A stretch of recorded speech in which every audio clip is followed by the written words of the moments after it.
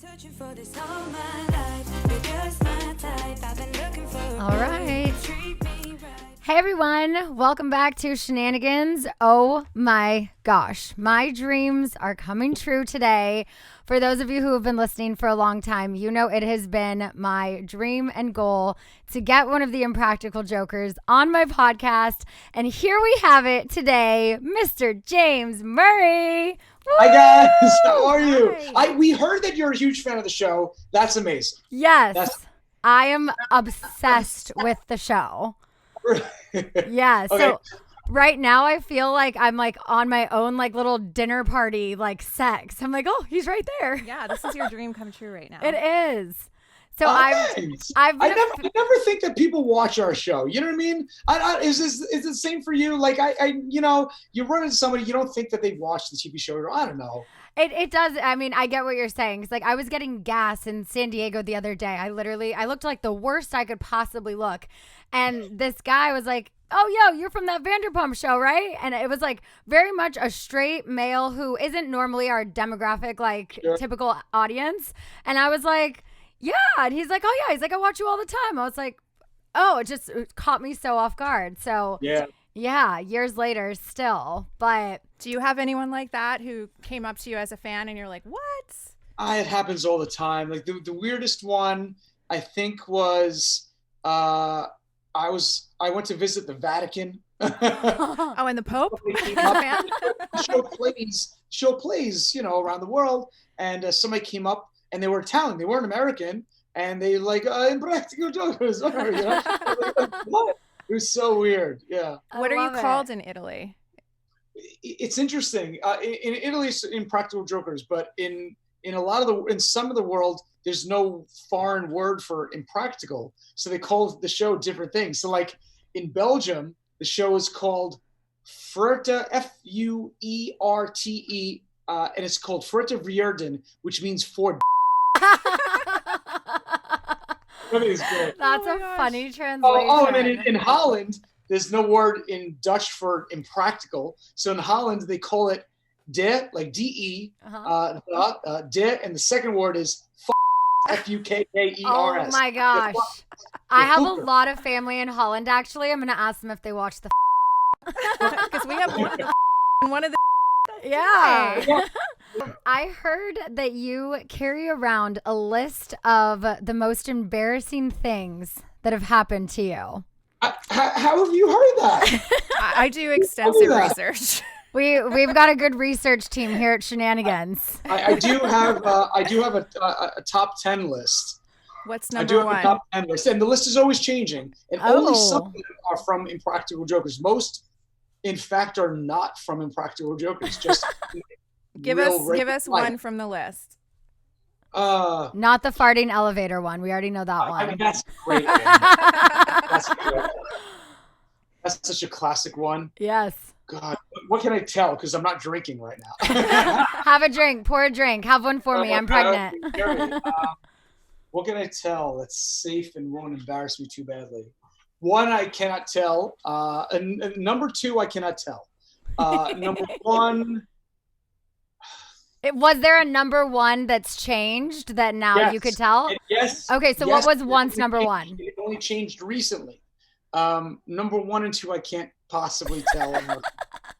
And I've known you for 30 years. Number four, I cannot tell. Number five is the farting one. You know that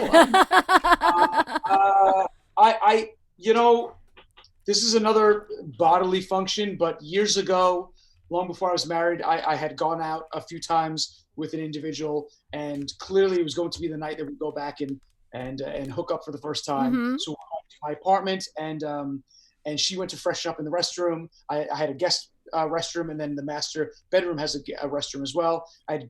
She went in there to freshen up, and I was in the kitchen, and I took that opportunity. We had been drinking, obviously. I took that opportunity to pass wind, and I did not realize that I did not, in fact, pass wind. I actually soiled myself entirely. You sharted. I sharted. It's okay, you can say it. Yeah. and there's no music playing. There's no candles lit yet in the apartment. And I ran as fast as I could into the master bedroom, slammed the door shut before she came out of the guest bathroom. And I went to the bathroom and I tore my clothes off. And I looked in the bathroom as I went to the toilet, and there was no toilet paper, and the toilet paper was kept in the guest bathroom. Oh no. There was no towels. I had no towels in there. They were all my towels and everything was kept in the guest bathroom above the laundry room, the laundry machines, right? Oh my so I had no gosh. towels, no tissues, no toilet paper in the master bathroom. And I started, as I'm a comedian, so I started crying, laughing at the insanity of what I did. And so I took photos of the toilet paper roll empty, the tissue paper roll empty, my pants just, and all my clothes on the floor in a crumpled pile, and no towels either. And what I was doing, I texted the guys, Sal, Joe, and Q, the absurdity of the situation I was in. I didn't know what to do, so I jumped in the shower, rinsed off, and thankfully I'm a creature of habit. I have identical sets of the same clothing, so I put on the exact same outfit and went out like 15 minutes later and had to hope that the medicine worked before I, got it on. It was that horrible. sounds like right out of a movie. That's Right? No, hilarious. it reminds me kind of a scene from Along Came Polly. Yes. Yes. Yes. Oh, that's hilarious. Very Okay. embarrassing moment. So speaking of the other guys, Joe had actually tweeted me. So it was one of the many, many days we spent in quarantine where I'm just sitting on my couch watching you guys. And I don't remember what it was I tweeted exactly, but I tagged all of you in it. And I was just like, best show ever, whatever I said. And Joe responds, it was like midnight. So I'm like, what time is it in New York? It's really late. He's on Twitter. And he was like, thanks so much for watching. He's like, when am I getting on Scheananigans? And I was like, oh my God. I was like, whenever you want. I was like, we could do Zoom tomorrow. I was like, I've had this show prepped. I was like, I got questions. I'm ready to go. And then he never responded. What? So, yeah. See, his loss, our game. I know. And you followed me on. on Twitter. That was so big. When I saw that James MURR followed me back, I was like, wait, what? So thank you so much for being here. For being on the show. Yeah, this is it's so exciting. I have so many questions I want to get into. In credits, I know you had a question about Larry, and I have a question. Sal is really genuinely terrified of cats? Who is afraid of a kitten? Sal is the most unique individual I've met in my life. He has a list of 7 things he's deathly afraid of. And he's had it since high school. I'm going to try to get them all right. Sweat, the common cold, bugs, strong wind, general filth, cats, and pointy objects. I mean, there's a lot of question there, but when he was a kid, he got attacked by a cat, and he's terrified of cats ever since. Seriously. what about the wind? Strong wind, that all relates to his eyes. When he was a kid, young, his sister hit him in the eyeball with a Malibu Ken Barbie doll, and he has a scar in his eye. So he's terrified of anything that irritates his eyes, which includes pointy objects or strong winds irritate your eyes, and it gets him all freaked out. So if you're at dinner with him, and let's say you're sitting across the table and your straw is pointed in the direction of him, or your fork is in his direction, he will reach across the table and move your straw away or turn your silverware away from his eyes. No joke. It's so weird. So I take it he doesn't like roller coasters. No, no way. No way. Well, that's awesome because you guys being such good friends for so long, you know each other's fears, right? Yeah, that's the good thing and the bad thing. Yeah. Yeah, so I guess you play into that obviously with all of your punishments, right? Yeah, that's exactly right. They got me so good the other day. We're back to filming, right? Finally. Yeah, I wanted to ask about that. We started filming it took us a few months. We were, while in quarantine, we created a new show, which is on, oh my God, it's on tonight at 10 o'clock, a new show called Dinner Party. Oh yeah. The guys just having dinner together on Zoom. It's really, really fun. And then it took us a few months to kind of wrap our heads around how do we keep making a show that demands human interaction when you can't interact with other humans, right? Right. Like how do we solve that problem? Because you can't have masks on in the show. You have to see people's reactions, right? So it took us a few months to kind of crack the code on how to reinvent the show in a way that still works for us creatively. We still feel like we're doing great hysterical work. And I got to tell you, I think we figured it out. You're not going to be able to tell a difference pre or post COVID. I'm telling you. Oh Can you my give us any gosh. details? Great. We cracked the code.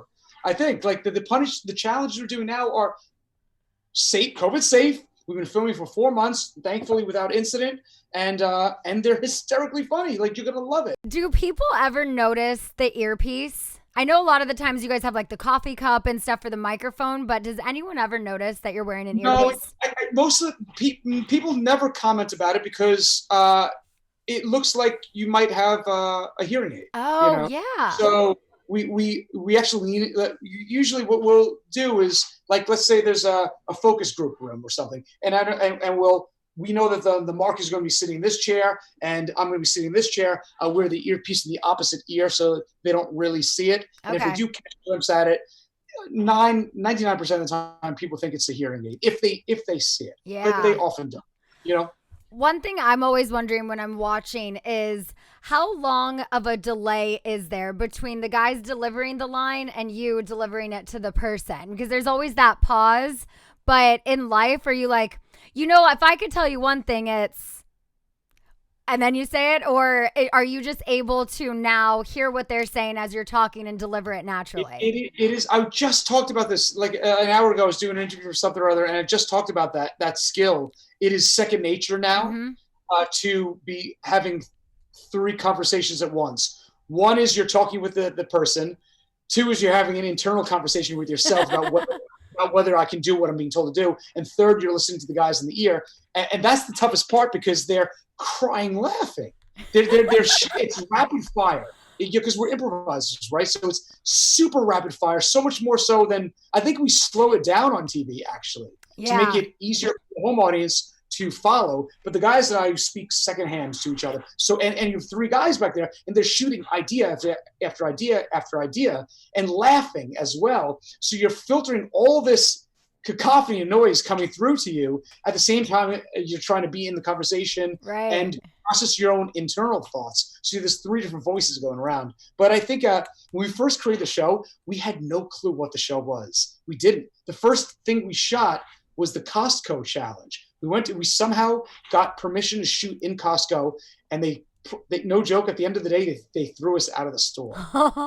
No joke. Oh my gosh. We didn't know what the show was. And we go up to, even though we created the show, we didn't really understand. We didn't know if it was a dare show or what it was. And then we go to Costco and we're filming, and we have the earpiece in. It was their first day with the earpiece. It was like our 3rd day of shooting. The first day with the earpiece, though. Because the other days, we just had to go do something daring or challenging in a store or restaurant. Yeah. And the 3rd day in Costco, we wore the earpiece.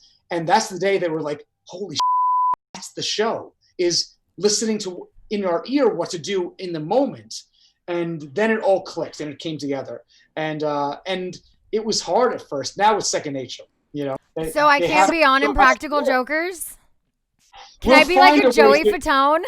We'll find a way to get you on the show, but you won't be a mark. No, I want to have you guys telling me what to do. That has been since even before y'all's show came out. I've always wanted to be on a hidden camera show and to have people make me, because I'm very bold and I will pretty much do anything for a dare. So to have you guys in my ear, I will do it. I promise you we'll break you for sure.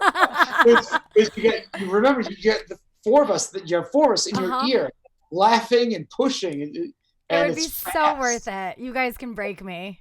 One day soon, we will. I love it. I'd love to see that. I heard that you sold out the iconic Madison Square Garden, and being from the East Coast, that's like. I got a tattoo on my foot. MSG 11/9/2017. That's the day we sold Madison. And I'll tell you a funny story about that. So what is it? 2020. So we started filming the show 2010. So 11 years ago, we did a show in Manhattan, maybe 12 years ago, and 2 people bought tickets to see us perform. The tickets were $5 each. The theater cost us $65 to rent, so we lost $55 on the night. And we split the loss 4 ways, and that was 12 years ago. And then 10 years later, so 2 years ago, a little over 2 years ago, we sold out Madison Square Garden, and I took the subway. I was living in the city. I took the subway up to the Garden. There's no faster way to get there. Right. So I'm in my suit to perform, and I take the subway up to the Garden. And no one told me this, but I come out of the subway on 7th Avenue, and I walk up the stairs, and I look at the Garden, and the entire side of the Garden had our faces on it. Oh my gosh. Wow. It sold out across the top of it. And I think we were only the 6th comedian in history to ever sell out the Garden. And instantly, I was on, I think, Instagram Live at the moment when it came out of the subway.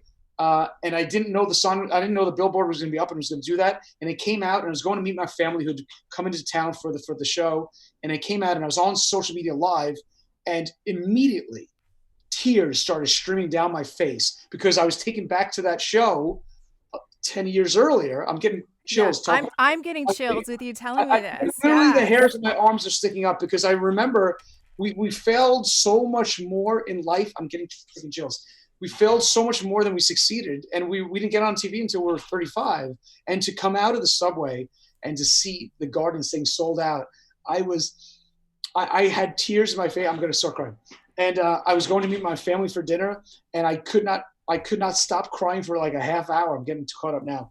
I couldn't stop crying for a half hour. So caught up on the emotion of it. I can't believe we get to do what we do for a living. I can't believe we get to, after not succeeding for so many years, I get to make people laugh, make my best friends laugh for a living, and to see the Garden and like all these people spending their money to come out to see us perform and getting babysitters and it was an amazing experience. And I went to dinner with my family, and it took a while to recover, at dinner. And thankfully I was there a little bit early, but it was, and that's why I have a tattoo on my ankle that says Madison Square Garden 2017. I love that. Yeah. That's huge. It was huge. It was, Especially one of those moments. It's so crazy. I mean, how long has Vanderpump been on? 8 years? Yeah, going on 9. Jesus. Yeah. That's crazy. It's like any one of these moments is enough for a lifetime of memories. Mm-hmm. A lifetime of memory. Any one of these things. And all of these things together at times is overwhelming with how amazing it is and how blessed we are truly. And it is humbling for sure. And, I don't know, the guys and I don't take that for granted, and we don't take our fans for granted. The fact that you get to go through this with your best friends, like that just makes the whole experience that much more exciting. Yeah, it is. I think 2 things I'm very grateful for. One is that I am actually grateful that we didn't get on TV till we're 35, because I think we had already gotten through our phase, So we were already grounded guys with regular jobs, regular lives and careers. And the guys and I, we keep each other grounded too. And we, when one of us gets too close to the edge of being the other 3 pull him right back, sternly sometimes. And it works. And it's very, I'm very grateful that I get to experience this with my best friends. It's hard to imagine being a stand-up comedian. We tour, the guys and I, right? And we tour all the time. And as a stand-up comedian, I can imagine that amount of travel, at its height, we only do when the tour is running. Obviously, we're postponed for a little bit into next year. But when the tour is running, we now do 70, 75 shows a year. But 2-3 years ago, we were doing 100 shows a year or more, 125 shows a year. Wow. We've slowed down a little bit. But if you're a stand-up comedian on the road with that schedule alone, I can imagine that being overwhelming, in a bad way. Yeah. But going through it with my best friends makes it much more, much easier to deal with and a lot more fun, because we're all experiencing the same stresses together and the same highs together and the same lows together. And you get to share it with people that know exactly what you're going through. That was insane. So for literally 24 hours, Q had a mime handcuffed to him for his punishment during their show, going to the bathroom, in bed. This guy did not break character. We timed it. We showed up. We were getting on Amtrak to head down to Baltimore to do a show that night. And they were filming the show for TV and for a special we're doing. And as we pulled into the train station, as we drove at the train station, there was a mime waiting outside, and he slapped a handcuff on Q. Handcuffed to him the whole train ride down to Baltimore. then the whole day in Baltimore, then performing on stage in front of, thousands of people at night, then back to the hotel with Q, slept in the bed with Q overnight, went to the bathroom with Q, got in the shower, outside the shower, Q had his hand outside the shower as he was showering. It was real. The room was videotaped the whole time. So it was real. Funny. Speaking of Q, I heard that there's a very expensive wig that was made with his hair. Do you still have that? The wig is in a safe, locked away safely. Yeah. The wig, yeah. So it's a funny story. So for like 2 seasons of the show, Q just decided to stop cutting his hair, and his hair, unlike mine, grows very quickly. And it was like for 2-3 years, he just let himself go. And I thought he was just kind of losing a grip on reality. And literally, it got so bad. He looked so disheveled while filming. I literally pulled Joe aside one day. I said, Joe, we have to talk to Q. Like, he looks like on TV. Like I don't know what's going on. Like, the first season of the show, we didn't know if it was going to be a hit, or we doubted it would be. So we just we didn't have any makeup people. We had none of us combed our hair. I still had some hair back then. We dressed this in, whatever clothes. And we had no idea if it was going to work. And you could tell, right? We looked terrible on TV. But then you realize that the show's going to keep going in season after season. So we started looking better, dressing a little bit nicer, combing our hair, things like that. And then Q, for some reason, just stopped caring. And I was like, something's going on in his life, right? So I pulled Joe aside. I'm like, we have to talk to him, buddy. Like, he looks terrible on TV. Unbeknownst to me, purposely, he let himself go for 2.5 years. Oh my gosh. With me knowing it was a 2.5-year punishment. Let his hair grow out below his shoulders. It was 12, 14 inches long. It was down below his shoulder. It was disgusting. I have a picture. Hold on, I'll show you. With the intention of them one day, 2 years later, shaving all his hair. MURR wig. I can show you what it looks like. I mean, isn't it in your passport photo as well? It is. The passport's in the safe, but otherwise I'd pull it out. And he grew his hair for 2 years, and then it was all for a punishment. Then one day they shaved it off and had a professional wig maker put it back together and made me wear his hair for 6 months. That doesn't even I look look like crazy. you. They made me get my passport photo. My passport photo is with Q's hair to this day, right? And I had to perform for 6 months on television with his hair in every challenge and punishment. Oh, and then so good. Then they did the opposite. Then they shaved my eyebrows off and all my hair off and made me get a driver's license photo, which is still my license for 10 years. With no eyebrows. Oh my God. I have no eyebrows. This is a 10-year punishment. So Q's Looks like a mugshot. He looks like a potato. And no eyebrows is my license for 10 years. I can't say, but there's a punishment happening to me right now, and I can't say I'm not allowed to say I'm being punished until April of next year. But it's going on right now. There's something going on right now that's publicly known that people think is real, and it's not, and I can't say. But so my eyebrows, what? You're not really married. I can't say what it is, but I can't find out on TV in April that something going on in my real life right now is all punishment. Oh, oh my gosh, I can't wait. I honestly think, I pray and hope that we are in the home stretch of this. I think that we are closer to the end than the beginning for sure. Even though we're at the height of everything going on, I think we're weeks away from this vaccine coming out, and I'm hopeful that our tour starts back up again. We have the tour dates. We know. Oh yeah, we know all of our new dates, and they are for next year. So our plan is for the second half of next year, obviously. So from like the end of the summer onward. But I tell you, the live tour is my favorite part of the job. Mm-hmm. Because, when you shoot a hidden camera show, you have no idea really how it affects people. And then when you go on tour, our live shows are not like any stand-up comedian show you'll ever see. I think because people treat us like a band almost. So it feels like a rock concert, with people standing up and cheering, and they're wearing T-shirts with our faces and slogans from the show on it, and they're holding up signs, and it's crazy. It really feels like as close to being a rock star without being able to play an instrument as possible. And it is much more like family too. Like it's a lot of times stand-up comedy, the audience is like sitting back and saying, make me laugh. Mm-hmm. It's not like that at our shows, because these people already have this shared communal experience of 10 years of a TV show that they've grown to love, and they've grown to love our characters, which are us in the show. And so it feels very much like hanging out with friends, it's the best, I think the best part of our job. I cannot wait to be on tour again. I can't wait to come see you guys on tour. Yes. We have to go. You guys are where, in LA?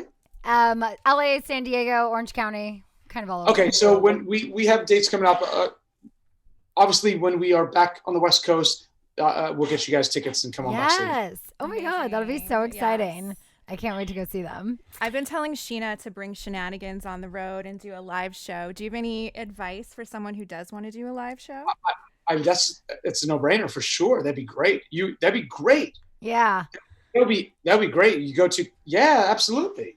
For sure. You book for a show like yours, I would book like theater, like small theaters, you know what I mean? Mm-hmm. With your fan base for sure. That'd be great. You have different guests come in. You can even have a screen behind you and have guests FaceTime in or Zoom in for as surprises. That'd be great. Or dial in. We were working on it, like, was it end of last year? And we were thinking about doing something this year, and then just with everything that happened. Yeah.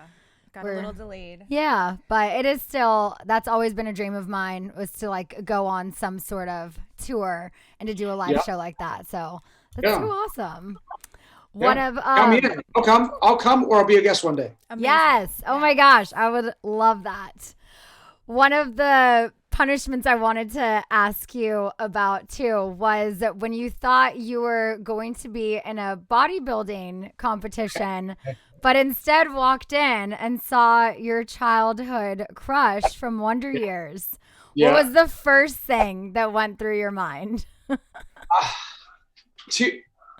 That was one of those punishments that you cannot possibly predict, right? Like, there's no way in my mind, in my wildest imagination, I never could have anticipated that they, knew Danica McKellar, that she knew our show and was a fan, that B, they were in contact with her and she agreed to fly to New York to punish me. And you have to understand too, like I'm in the room, I'm already embarrassed because I'm in this conference room with these bodybuilders all around me. They've piped in the sound system in the room. There's sounds of a real bodybuilding competition going on. So there's no part of me doubted that there wasn't a body, because that punishment alone, me having to compete in a bodybuilding competition, is embarrassing enough already, right? Like, it's mortifying. Like, look at me. I shouldn't be naked in the shower. You know what I'm saying? So I'm already ridiculously embarrassed. My nipples are out. I'm greased up. I'm wearing an American flag Speedo, right? And I'm a twig compared to I look like a baby. My body looks like a baby carrot, you know? So I'm already embarrassed. And they go to walk in the room, and a split second before I open the door to the room, part of me wondered, I was like, what if this is a reversal and there's no competition going on in this room? And because even though I heard it on the speakers, I didn't see it. And for a split second, I was like, what if they're fucking with me and there's some kind of reversal that I don't know about? But never in my wildest dreams could I imagine it was her, you know? Right. And I open the door and I see her, and she looks identical to when she was a kid and as beautiful, right, as my memory of Danica McKellar. Age, right? When we were kids. She's timeless, right? And she's in this spectacular dress, and she's sitting there, and it's like dark and dim. It looks like an interview for 2020, right? And first thing that you can see, I immediately turned around and I put my head against the door. I was mortified at what I looked like and seeing her. The second emotion I had was absolute pride in my friends for coming up with what I thought was the most spectacularly brilliant reverse twist of all time that you couldn't see coming. Yeah. I was like, these sons of got me. Like, I was so proud of them. It's a weird feeling to be so proud and so embarrassed at the same time. you know? Totally. The other moment like that was, there was a punishment in like season 2 where I had to pose nude in front of an art class that was drawing my body. Right? Yeah. And I'm standing on this podium, and it's already mortifying. And the students all around me, and I'm posing, doing different things. And then the guys hit a button, and the podium I'm on starts rotating. And I lost it. I crumbled because I didn't see it coming. I didn't realize that I'd be like a pig being roasted, rolling around. It was so embarrassing. And just knowing what the students were saying, like seeing my butt just slowly turn. I knew what it looked like. And I was just, it was so embarrassing, so embarrassing. Do you guys have like a running tally of how many times you've lost? Yeah, the internet does. Okay. We don't. I was wondering who the biggest loser is. I feel like every episode, like it's always Sal. Like the most of the time, it seems like it's Sal. It's Sal and I neck and neck. Yeah. I think he has like 60. Well, I don't know about the new episodes, but I think he has like maybe 70 something. We have what, 240 episodes or 250 episodes or so. He has like 70 or 80. I'm right on his tail. Though, with like 65, 70, somewhere around there. And then Q, then Joe. It's impossible to get right. Joe. I know. I'm trying to think of Joe's punishments, and I think the only two I can think of are one where he was like painted into like a wall, and then like a sumo wrestler. Yeah. And I can't think of any other ones. Captain Fat Belly. Okay. He's like, yo, Manhattan, suck it. Oh, yeah. And he has one where he's a genie where he crashed. Oh, that one. Yes. That was so good. Thank you seriously so much for doing this today. This is by far I'm not just saying this is legitimately my favorite interview I've ever done. I just said, I feel like I'm like a dinner party guest right now. Just having you here on a laptop is so cool. I hope to meet you in person. I'm sure we will. Next time we're out West Coast, come on by. Or next time we're out filming on the West Coast, come on by set. And we'll figure out how to Oh, that would be such a dream. Oh my gosh. Everyone, be sure to check out MURR's books. If you haven't already seen the Impractical Jokers movie, definitely watch it. You can get it on Apple Movies. It's so hilarious. We need to watch it again. Yes. And congrats again on getting married and all of your successes. I've been searching for this all my life. You're just my type. I've been looking for a